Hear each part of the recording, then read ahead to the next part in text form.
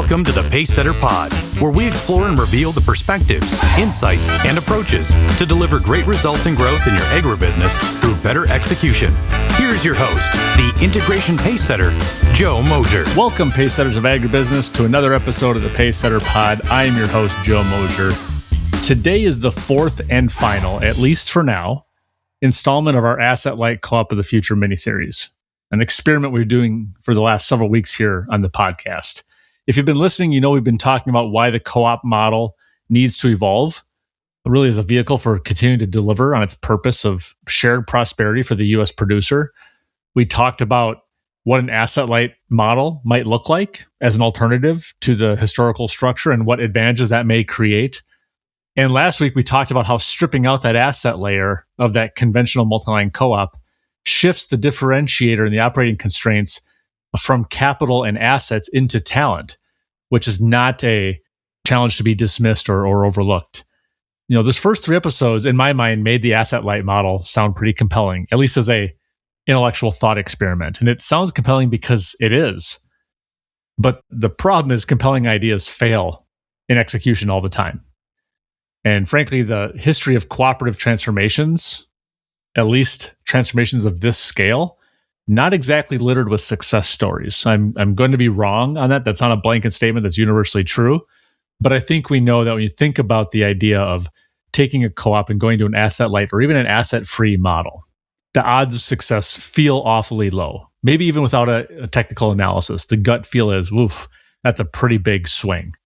And so the question that we want to examine in this episode is whether an organization that's built around physical infrastructure, built around democratic governance, and kind of managed with the idea of operational continuity as being a core premise of what we do. We're here today and we want to be here tomorrow. Can that kind of organization actually make the shift? And if they can, under what conditions? And so before we move forward, please sit with that for a minute. You know, what do you think?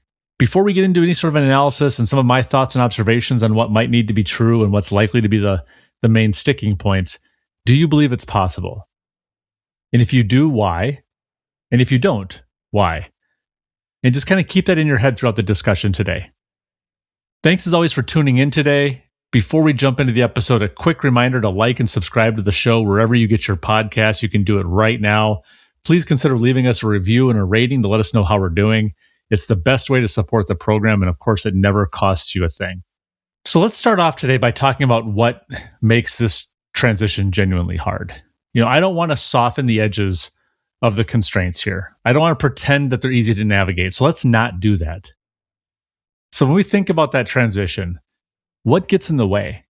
Now, as I've thought about this over a number of months, there's a number of problems that emerge. But there's really four that I think are important to highlight today that kind of give some framing to where this might show up. The first of the four problems is the governance problem. Democratic governance, like we have within the cooperative system, tends to select for operational continuity over strategic reinvention. Because you're electing members who have experienced the organization as it has performed in the past, writ large, we tend to see groups of individuals, bodies of thought, and shared perspectives emerge that may look to move the organization forward, may certainly try to do new things. I'm not saying that it's not without innovation and some experimentation and some boldness, but they're going to value that continuity over any sort of reinvention. You know, members may often be dissatisfied with the financial results that they're seeing of their co-op. They will often complain about service levels. They'll certainly let you know if your bid is out of market, but they're also commonly, in my experience, comfortable with the current model, right? The discussions that I hear, both working with management and line employees as well as boards, is rarely membership pushing for a fundamentally different business model. And this certainly influences the board, right? How could it not? Co-op boards are trained to think in assets, to think in throughput, and to think in capital allocation. Because that's what management's trained to do. That's what employees are trained to do. That's what we're all kind of thinking about as we look at these businesses. We don't necessarily think about member outcomes in the context of where it doesn't count for that. We don't account for that throughput. We don't account for our investments. We don't account for our assets. I think we talk about relationship quality, but I don't know that we're necessarily taking relationship quality as a criteria for how we set strategy and run the business. And we've always had a hard time with assigning value to the advisory services that we provide. That's not a new challenge. It's a pretty vexing challenge of how do you assign the value to your advice, to your perspective, to your support, and then monetize that. And so I think getting a co-op board to approve a transition that's going to reduce that asset base, that's going to change the revenue model, and it's going to require compensation structures that feel pretty unfamiliar. It's going to be a communications challenge for sure, but it's actually going to be a governance design challenge. And I think that's a pretty surmountable, or not insurmountable, but a pretty important barrier to think about is actually the governance problem and how you make this transition. The second problem is the felt presence or the perceived relevance problem. Think about the country elevators or the dry fertilizer sheds in the countryside or wherever you store your toolbars and your bullets, right? Members can see these assets. They can't see the strategic advice that you provide. And by removing these physical touch points in the community, the things that make the co-op membership tangible might start raising the question of how members are experiencing that co-op day to day. Now, you could, seamlessly draw down your asset positions, transition those operations to strategic partners, defend the levels or parts of the business that you want, provide that excellent service, but you're still going to be, losing that physical felt presence, which we know is just something that's wired into how we look at how we look at this industry. Farmers like to build bins, right? They like to have more fields. They like to see the crop growing in the field. They like to see the equipment in their pole barns, right? It's a business that has been atoms over bits forever, and we still put a lot of value on the tangible things that we can touch and feel and see and observe.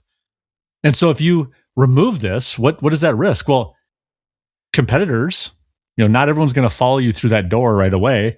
And competitors with physical locations are likely going to use this gap pretty aggressively. They're going to see that you don't have the tangible touch points. And I think member attrition, whether it's their actual membership entirely or certainly their economic transactions with the co-op, member attrition to lower cost sort of transactional competitors is a real risk during that transition window.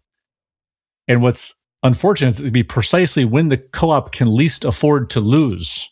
Not the volume, because you're giving up those assets, but maybe the relationships and the transactions underlying that volume. The things where that advisory and intelligence layer is going to provide the new kind of value that we're talking about.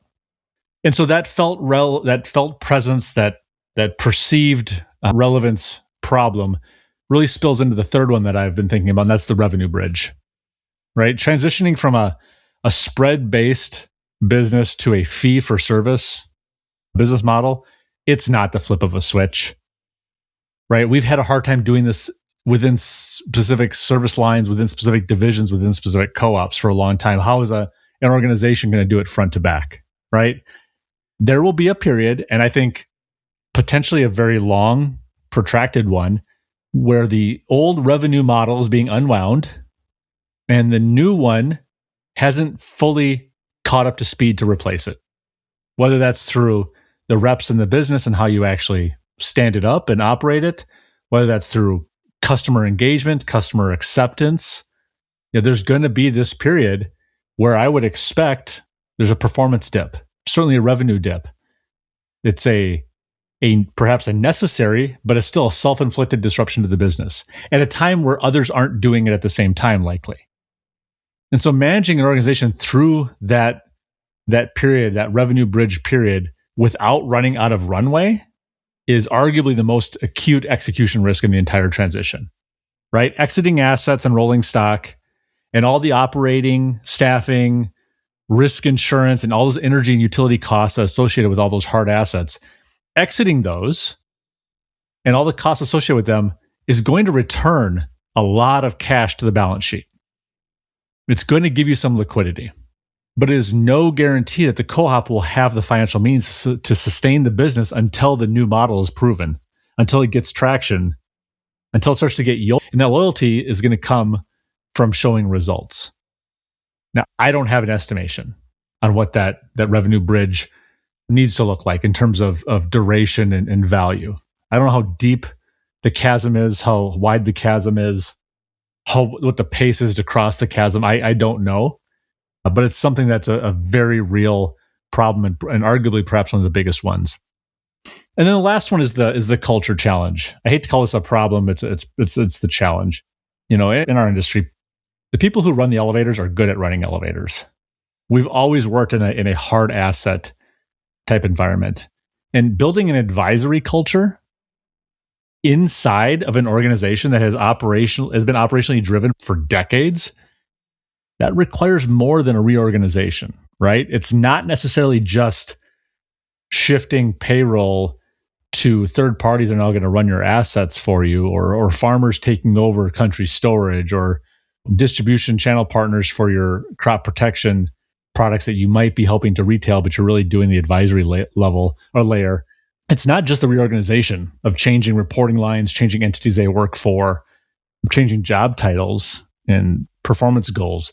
It requires a genuine shift in what gets rewarded from a culture perspective, and what gets tolerated, and frankly, what kind of leadership gets promoted. This is going to be a fundamental, we talked about this a lot last week, it's a fundamentally different type of employee, right? And that different kind of employee doing different kind of work, delivering value in an entirely different way, that's going to run headlong into the culture that you have. Now, your culture may be service-oriented. It may be farmer first. It may be all those core premises. That'll be shared. But the way the work is done, which is where culture actually materializes in my view. Culture is the way we get work done around here. That's going to be very, very different. It may even feel like building an entirely new culture from scratch is the most appropriate tactic. But you're building this new culture from scratch in the same rooms or in the same organization where all the memories and the echoes of that familiar culture that you had for so long is lingering. And as things get hard, people are going to long for the past. They're going to revert to what worked in the past culturally. Never mind that perhaps the reason that you're pursuing this kind of change is because the past wasn't all that good anymore, that it wasn't all that prosperous, that it wasn't all that promising. As you looked decades out into the future, you said something needs to change. We're going to try something radical and different. But that radical and different is exciting, but it's also really uncomfortable. And when results don't immediately appear, don't materialize, there's going to be regression. And I think the culture around the kind of people that you need, the kind of work that you do, and the way that work gets done is going to be a real area of friction. And one last point on this, in our support of M&A integrations, culture change is always a drag on the speed of implementation. You're recalibrating decision-making. Are you centralized versus distributed? You're resetting on structure and operating model. Are we a hierarchical organization focused on our departments? Are we matrixed with a lot of cross-department collaboration? Are we like effort-oriented, meaning we count the hours you spend in the chair? Are we outcome-oriented, which really the results are what matter? The behaviors? If sustaining an existing culture is demanding within the context of M&A integration, imagine the challenge of recreating culture in the wake of dramatically turning the entire business model inside out. And that's why I feel like this is such a significant challenge. So again, governance, felt presence and perceived relevance, the revenue bridge, and culture. These are just a few that I anticipate would emerge quickly. It's by no means exhaustive, but they're the ones that I've sat and thought about this appear most likely and most prominently to be the biggest barriers to overcome. So with all that said, under what conditions might the transition be survivable? No doubt it'll be hard, but I don't think it'll be uniformly so. And again, I want to share 4 observations that have crystallized for me that I think bear consideration for any management team that is even just kind of considering this as a sort of tabletop exercise, or is actually wargaming for this strategy and thinking about actually implementing it. The first thing that I think the conditions that might make this survivable are that I think sequence probably matters as much as speed, if not even more so sometimes. Now, I don't think there's going to be any specific prescription for sequence here. The asset profiles, business performance, the competitive conditions, they're so different from one cooperative to the next, from one trade area to the next. depends on the weather, it depends on the competitive density, it depends on the production sort of profile of that region, the supply and demand infrastructure. There's so many different things that can change. So I don't think there's going to be a specific prescription.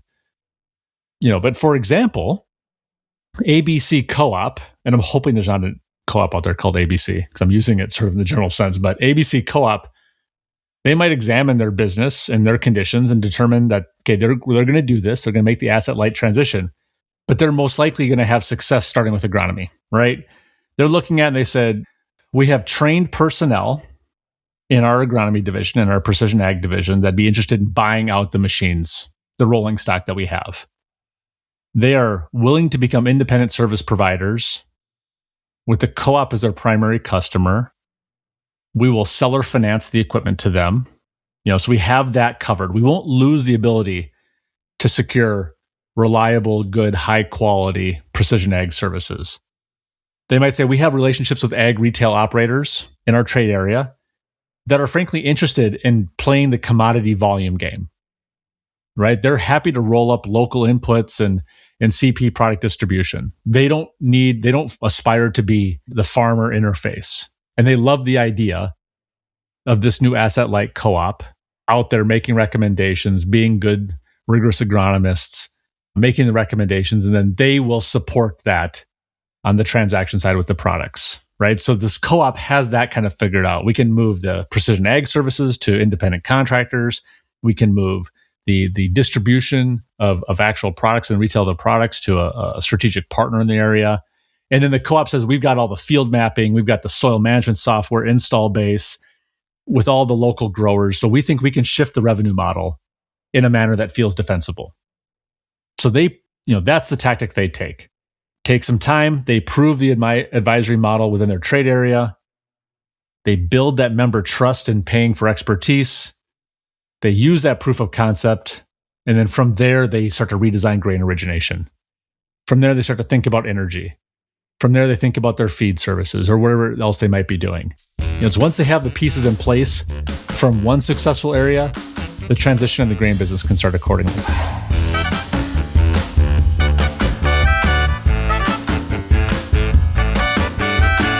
Poorly executed mergers and acquisitions destroy more value than they create. They can set your company back years. To defend your firm's position in the marketplace, you need access to the leading practices that unlock the greater potential of your people, processes, and systems. If you are undertaking a company transformation or pursuing an acquisition as a vehicle to grow, set up a call with Joe by visiting www.moshercg.com. Somewhere else, it might be the inverse, right? Or it might be neither of those businesses move in the first tranche. But the idea here is I think it'll be very easy to think, okay, this revenue bridge problem, this execution problem, the change, we have to do this quick and hard and fast and get out from under these costs. Yes, but I think the sequence is going to matter. And so that'd be the first thing that I think would be really important. That would create the conditions for success. The second one, this is not going to be maybe the most encouraging, but I want to be intellectually honest here. Yeah, I think this is a very difficult thing to pull off. And if we're being honest, co-ops struggle as it is to close really small, aged and underperforming assets. Even when all the financial results, all the farmer activity, all the volume on a multi-year basis is telling them this asset is not one that the market is incentivizing you to invest in or operate. They still have a hard time making those decisions. And so what are the odds of a wholesale exit? It might be that greenfielding is a more realistic path than transformation. It might be a more likely path to success is that a fully asset-light co-op is not an internal transformation of an existing co-op, but an entirely new entity, deliberately designed around that logic, right? It certainly solves that culture problem we talked about earlier. It may or may not help dilute the impact of that revenue bridge problem. That's going to be a pretty challenging one. But it creates the conditions for that asset-light operation to earn membership on its own merits. And you'll certainly have the skepticism from the market, along with the excitement from the market, but it won't have that historical drag that comes because change is really hard. And so I don't mean to say that co-ops can't make the shift. or that they have some kind of inherent deficiency. Far from it. I'm just acknowledging that changing the operating model of a going concern, while that concern is serving members and it's generating revenue, is extremely difficult. Made more so when it's been doing it for decades, if not more than a century. Right? And so, granted, the two paths, are we transforming the co-op, or are we greenfielding into a new co-op? They're not mutually exclusive. An existing co-op could incubate the new model as a separate venture, as a side, but that separate venture, honestly, is going to face the same challenges in terms of governance and relevance and revenue and culture, because it's offspring of that parent organization. So while it's not binary, it's pretty close. The other observation here is someone going into this needs to recognize that managing this transition is going to be an endurance sport. Kind of back to that revenue bridge problem. I don't know how long it's going to be, but let's go back to that scenario of a conventional co-op. They're placing the biggest, boldest bet that they believe that this is not just the right business model to go asset light, but they also believe that they can. I don't think it's a 1 to 2 year initiative, right? Ag has those biological constraints around a production cycle. So that clearly changes the pace, alters the change of pace of the organization, because you just don't have multiple sales cycles in the year like you would if you're selling GPUs or tires or automotive parts, or pick your product that has an ongoing throughout the year recurring sales cycle. And so because it's not a 1 or 2 year initiative, the co-op that commits to this path is going to need leadership, the CEO, the board, the management team. They have to be willing to accept, might very well be a 5 to 7 year transformation arc. Think about that, 5 to 7 years to make the transformation. Not that nothing happens for 5 to 7. There's probably incremental improvement. There's gains, there's traction, there's setbacks, there's learnings, there's leaps forward, there's stumbles, there's all of that. But to actually realize the end state, could be 5 to 7 years is kind of what I'm thinking, based on just some tabletop math. It's kind of playing with a bar napkin. And during that time, you need to manage member expectations. You need to manage concerns throughout the revenue bridge. And you're going to need to tirelessly resist the temptation to revert to the old conventional model whenever the transformation or the transition gets uncomfortable, which it will. Back to what we said earlier, the moment a neighboring co-op or a co-op, in a trade territory, 1 or 2 regions removed, is printing better results than you are either a quarterly or an annual basis, it's going to cause the people who were expecting your transition to fail to say, I told you so, see? And the folks that were cautiously optimistic are going to maybe start to lose that faith. So there's going to be this temptation to say, whew, maybe this isn't the right time. Maybe we were wrong. Maybe we don't have what it takes. Maybe we need to hedge our bets. And let's keep a foot. Let's keep a couple feet in that asset footprint, the asset business model.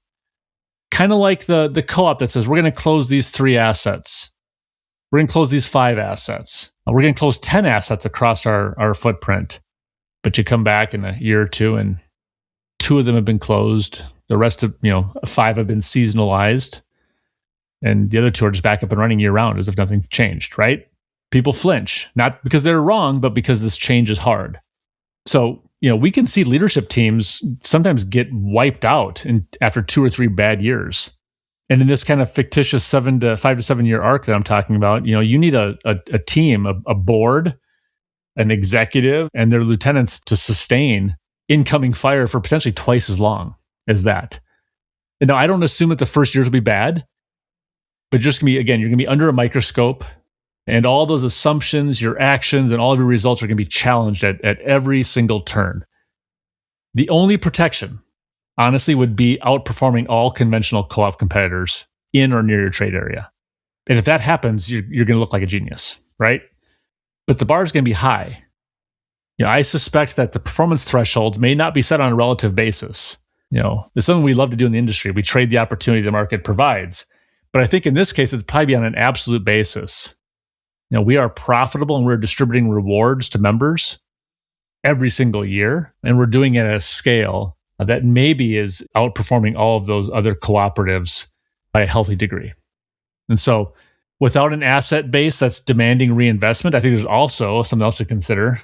I kind of just thought about this, but without that asset base that's demanding reinvestment, all those good years of a black P&L, I also wonder if there'll be a higher appetite and expectation for dividends, for patronage distributions. That could also be something too, that even the success that you have is momentary, because folks are going to also not fully understand the need for reinvestment in talent and technology and the different things you're going to do to drive this intelligence layer, advisory first type asset light business model. I'll stop thinking out loud because I don't want to meander too much. But the last one here is you'll also need to leverage moments of disruption, right? Like the old political adage says, you never let a good crisis go to waste. Major transitions in cooperative history, I venture to guess, it'd be hard to do a peer-reviewed study on this because it's somewhat subjective, but these major transitions have almost always been triggered by external pressure or some kind of extinction level event, a financial crisis, a failed merger, a competitor entering the marketplace. Organizations rarely transform from places of comfort. And we know that you're not comfortable. That's why we're talking about this as an alternative business model. But there is comfort in, yeah, it's tough, but it's familiar. And it's tough for everybody else who's doing something that's also familiar. And so unless there's truly an extinction level threat, unless you're facing a liquidity crisis where you could actually have to shut down operations, it's going to be tough. The co-ops that are most likely to make this shift are the ones that recognize the pressure is building before it becomes a crisis. And then they use that window to move intentionally rather than reactively. But, that intention is going to benefit greatly from that felt crisis emerging once you've set things in motion. So this is kind of a chicken or egg problem. So you want to move before the crisis because then you're better positioned to sort of secure the business, demonstrate the value, perform in a new kind of operating environment where other folks are trying to respond to what's happening to them. You've already taken those actions preemptively. But the reality is that most of us don't make those big, huge fundamental shifts before things are particularly bad. Right? In my corporate career, there was a saying that was always thrown around where, we'd be going through reductions of force or cost-cutting exercises or strategic realignments after, very strong black P&L. And we would always say, we're trying to fix the roof while the sun is shining, right? Addressing the issues while you still have the benefit of a positive P&L to do it. And even when we intellectually knew that was true, even when the expectation was set, the mindset was there, the incentives were structured around, we're going to make positive changes in the absence of the acute pressure that requires them, though we know in the future they'll be required, even then it was tough. And so now we're asking folks to do this before they actually feel like they need to do it and before their neighbors are doing it. So that's some of the things I think are required for this to actually be successful and be survivable. But let's kind of think about how we land the plane here. What does the industry look like if this works? Let's go back to where we started, right? I don't want to just talk about why it might not work, why it could work, and all that. But let's get back to why are we doing this, and what does it look like if we actually pull it off? All those critical ingredients to success and barriers aside, try to imagine what the industry could look like 5, 10, or 15 years out into the future if a meaningful number of co-ops made this transition happen. What does that do for us? Well, the first thing it does is it addresses head-on the co-op's relevance problem. We address the relevance problem not by doing more of what we've always done, but by doing something that the market genuinely will have a hard time replicating. Think about that. A trusted, conflict-free agronomic advisor with deep field-level knowledge and no product to sell. Of course, the partnerships to ensure you get the product you need, but not incentivized on a specific suite of recommendations. A grain marketing partner that has those end-user relationships, understands the supply chain, has the analytical capability to help a sophisticated producer make better timing and contracting decisions. The co-op is a financial partner who understands the farm's full balance sheet, not just its grain account, and can help it think through sustainability of that farm operation, through its cost to operate, and through aggregate level, the different kinds of multiple different changes, investments, tactics that this producer could consider. And this co-op has that talent pipeline that's rebuilt around a genuinely attractive career path. We know that the nature of work is changing. We know that the kind of work people are interested in doing is changing. We know that what the producer needs are changing. And this actually creates a pretty interesting career lattice. that might marry many of those things together.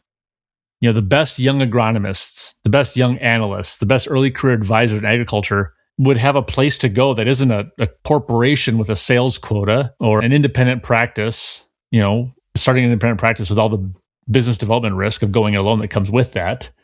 The co-op could become this place where smart entrepreneurial people can do great work with the backing of a membership organization that aligns their interests with producer success. Right? It really does kind of bring the co-op back front and center as a place in terms of service, in terms of value to the producer, and in terms of attracting the kind of talent that I think is going to be necessary in the future. And second, and kind of building upon that, is it breathes fresh life into the cooperative principle. It's a back to basics play. Think about that original elegant objective of building a mechanism and a vehicle, which is what the cooperative was, for de-risking farm operations, for consolidating demand for goods and services that creates all that procurement leverage that co-ops do. As a vehicle for aggregating the local production supply that increases that collective market weight and the market access, right? It kind of helps that producer not be a price taker on both ends of their operation to some degree. And underlying all of it is the co-op looking for ways to share in the prosperity, looking for ways for the farmers to share in the prosperity that supports them, that preserves their operations and gives them oxygen for growth and supports the communities around them. So I think that what this does, it kind of decouples us from the forces of inertia that have accompanied a familiar business model. It's so easy to play at the edges with what's always been done, right? Co-ops don't need to be asset first in how they meet their goals today. We've just built out the complex in this way because that's what they needed at the time that these organizations were started.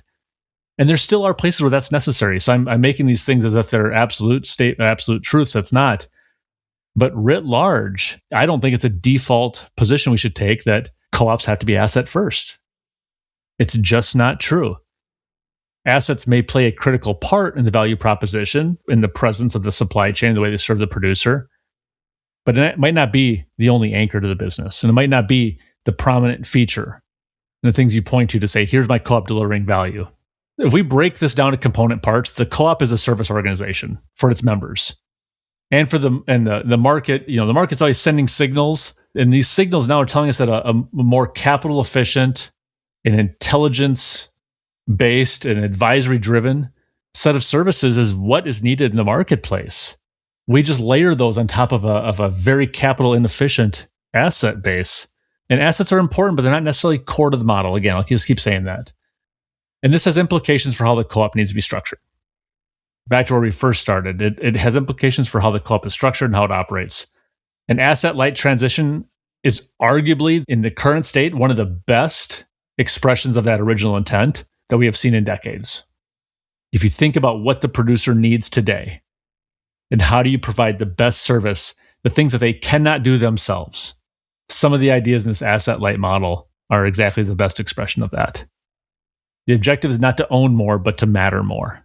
And so I want to close with this. The question isn't whether this model is better than what we have or is the best available. The question is whether the model we have right now is the right one. And we started this mini-series out in the conversations I've had both in front of this microphone with guests, as well as in client engagements and in side conversations. I don't know that it's universally true that the model we have right now is the right one. If it isn't, are there enough people, enough positions of leadership and authority in our industry willing to build the right model?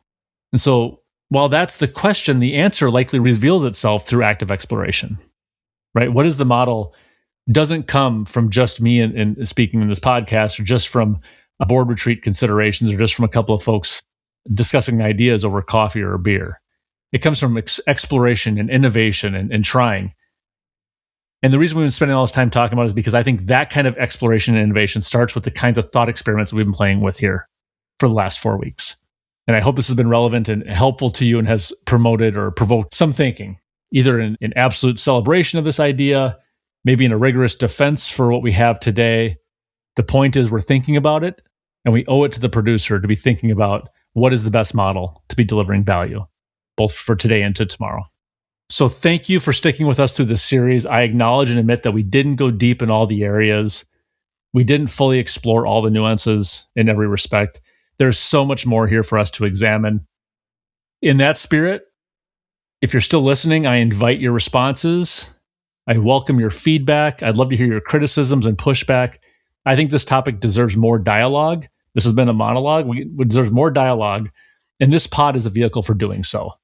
So if you're a co-op leader, if you're someone who works with co-op leaders, you're someone who's actively rethinking the model or actively thinking about why the model we have is exactly the one that we need, if you're finding ways to articulate what co-ops need to preserve and what they need to adapt, my door is open. Let's talk. And maybe even want to join me here for a future episode. I don't want this to be the end of our conversation on the topic. Again, thank you for listening. I hope this was helpful. I look forward to hearing what you think and look forward to having you join us next time right here on the Pacesetter Pod. This is thepodcastfactory.com.